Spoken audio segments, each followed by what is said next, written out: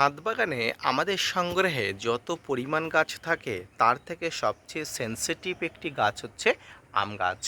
আর আজকের ভিডিওর আলোচনার বিষয়বস্তু হলো আম গাছের পাতা পোড়া সমস্যা। এই পাতা পোড়া সমস্যা কি কি কারণে হয়ে থাকে, কি কি কারণের জন্য এই পাতা পোড়া সমস্যাকে সমাধান করা যায়, পাশাপাশি এই পাতা পোড়া সমস্যাকে আপনারা নির্মূল করার জন্য প্রাথমিক দিকে কি কি ব্যবস্থাপনা করবেন, ছোট চারাগাছ থেকে শুরু করে পরিণত এবং বয়স্ক চারা গাছগুলো কীভাবে পরিচর্যা করবেন, এর ট্রিটমেন্ট কিভাবে করবেন, পাশাপাশি এই গাছগুলোকে সুস্থ সবল রাখার জন্য আপনাকে নিয়মিত কি কি স্প্রে, কি কি কীটনাশক, কী কী ফাঙ্গিসাইড ব্যবহার করতে হবে, সব কিছু নিয়ে থাকছে আজকের ভিডিওটি। মনোযোগ সহকারে ধৈর্য নিয়ে দেখতে থাকুন। গাছে পাতা পোড়ার জন্য সর্বপ্রথম আমরা যে ভুল কাজ করে থাকি সেটি হচ্ছে গাছ রোপণ পদ্ধতি। গাছকে রিপোর্টিং বা গাছ রোপণ করার সময় আমরা এমন কিছু ভুল করে থাকি যে ভুলের জন্য কিন্তু গাছের পাতা পোড়া জনিত সমস্যা আমরা পড়ে থাকি। এই পাতা পোড়াজনিত সমস্যার প্রথম এবং প্রাথমিক যে কারণটি সেটি হচ্ছে অধিক পরিমাণ নাইট্রোজেন ঘটিত খাবার গাছে দেওয়া। এই নাইট্রোজেন ঘটিত বেশি খাবার গাছে দেওয়ার ফলে গাছের কিন্তু মাটি টক্সিসিটি হয়ে যায়। নাইট্রোজেন টক্সিসিটি হয়ে যাওয়ার কারণে কিন্তু গাছে প্রচুর পরিমাণ পাতা পোড়া সমস্যা হতে পারে। এই নাইট্রোজেন টক্সিসিটি কি?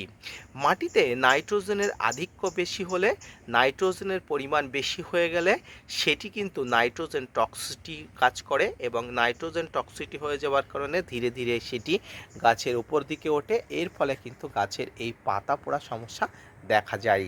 তাই মাটিতে যখন গাছ রোপণ করবেন সবসময় নাইট্রোজেনের পরিমাণ কমিয়ে, অর্থাৎ নাইট্রোজেন ঘটিত খাবার কমিয়ে দিয়ে কিন্তু গাছ রোপণ করবেন।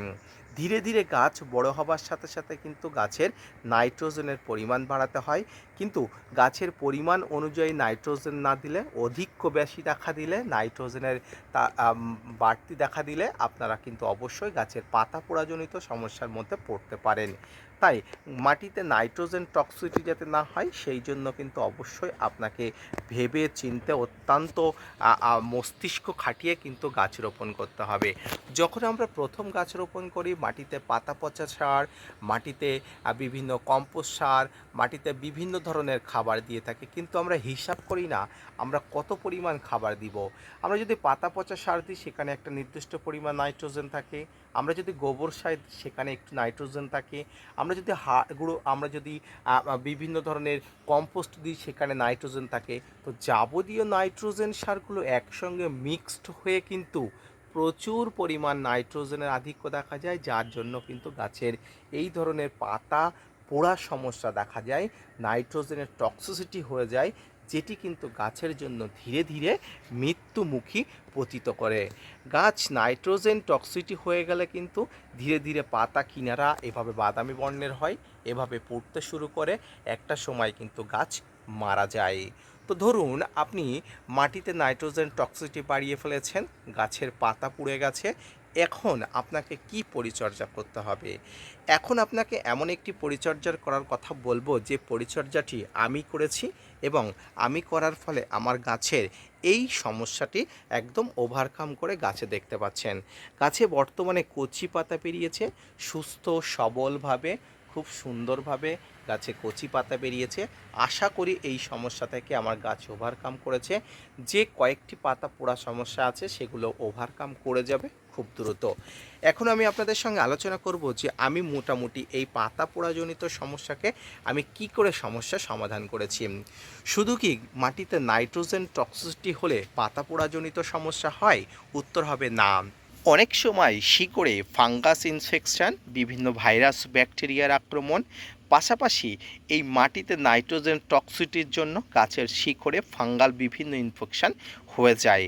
এর জন্য কিন্তু মাটিতে নাইট্রোজেনের টক্সিটির পাশাপাশি শিকড়ের সমস্যার জন্য গাছের পাতা পোড়াজনিত সমস্যা হয়ে থাকে। তাই আপনাকে যেটা করতে হবে, আপনাকে গাছের পাতাতে স্প্রে করলে কোনোভাবেই কিন্তু আপনি উপশম পাবেন না। আপনাকে যেটা করতে হবে সেটি হচ্ছে গাছের এই শিকড়ের ট্রিটমেন্ট আপনাকে করতে হবে। কী কী ট্রিটমেন্ট করতে হবে আপনারা অবশ্যই জানেন যে এই পাতা পোড়াজনিত সমস্যাকে সমাধান করতে গেলে গাছের শিকড়ের ট্রিটমেন্ট করতে হয়, কারণ এখান থেকে গাছের যাবতীয় শক্তি উৎপন্ন হয়, যাবতীয় কার্যকলাপ সংগঠিত হয়।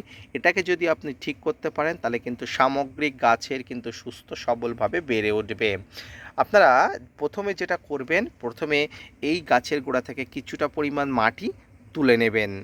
এই মাটি তুলে নেওয়ার পরে আপনাদের 4টি উপকরণ আমি বলছি। একটা হচ্ছে হিউমিক অ্যাসিড, একটা হচ্ছে ফাঙ্গিসাইড, একটা হচ্ছে যে কোনো ধরনের ভালো ধরনের রুট হরমোন এবং hydrogen peroxide. Humic acid, hydrogen peroxide, root hormone এগুলো কিন্তু সমপরিমাণ মিশ্রিত করে নিয়ে, অর্থাৎ 1 লিটার জলে আপনারা 1 ml করে 1 ml হাইড্রোজেন পারক্সাইড নিলে কিন্তু হবে না, সেক্ষেত্রে 10 ml হাইড্রোজেন পারক্সাইড নেবেন। বাকি যেগুলো আছে অর্থাৎ হিউমিক অ্যাসিড 1 গ্রাম নেবেন, রুট হরমোন 1 গ্রাম নেবেন, ফাঙ্গিসাইড 1 গ্রাম নেবেন। এইগুলো 1 লিটার জলে মিক্স করবেন, দেখবেন জলের কালার সম্পূর্ণ চেঞ্জ হয়ে যাবে। এগুলোকে আপনার এই যে মাটি তুলে নিলেন, এই মাটিতে আপনাকে কম বেশি করে দিতে হবে। কতদিন অন্তর দিতে হবে? আপনাকে দিতে হবে 7 থেকে 10 দিন অন্তর অন্তর, বা একটু কমিয়ে দিলে আপনি 3 থেকে 4 দিন অন্তর অন্তর গাছের গোড়াতে কন্টিনিউয়াসলি দিয়ে যেতে হবে। ধৈর্য হারালে কিন্তু হবে না, আপনাকে এইভাবে কিন্তু মনে করুন 1 থেকে 1.5 মাস কন্টিনিউয়াসলি দিয়ে যেতে হবে। যদি আপনি গাছের গোড়াতে এই মিশ্রণটি 1 থেকে 1.5 মাস ধরে কন্টিনিউয়াসলি দিতে পারেন, তাহলে অবশ্যই দেখবেন একটা সময় আপনার ছাদ বাগানের গাছের পাতা সুস্থ সবলভাবে কিন্তু বেড়ে উঠছে। ছাদ বাগানে গাছকে সুস্থ করতে গেলে গাছের মস্তিষ্ককে ঠিক করতে হয়, অর্থাৎ মানুষ বিকৃত মস্তিষ্ক হয়ে গেলে তাকে কিন্তু মানসিক ট্রিটমেন্ট করতে হয়। ঠিক তেমনি গাছের পাতা পোড়াজনিত সমস্যা হলে যাকে ট্রিটমেন্ট করতে হবে সেটি হচ্ছে গাছের রুট বা শিকড়। আর এই শিকড়ের ট্রিটমেন্ট করতে গেলে আপনাকে যে উপকরণগুলো বললাম সেই উপকরণগুলো আপনাকে অবশ্যই রাখতে হবে। আপনারা জানেন আমার এই গাছটি কতটা পাতা পোড়াজনিত সমস্যায় জর্জরিত ছিল, অবশ্যই আপনারা দেখেছিলেন। পাশাপাশি বর্তমান যে নতুন পাতাগুলো বার হচ্ছে সেটিও আপনারা দেখছেন।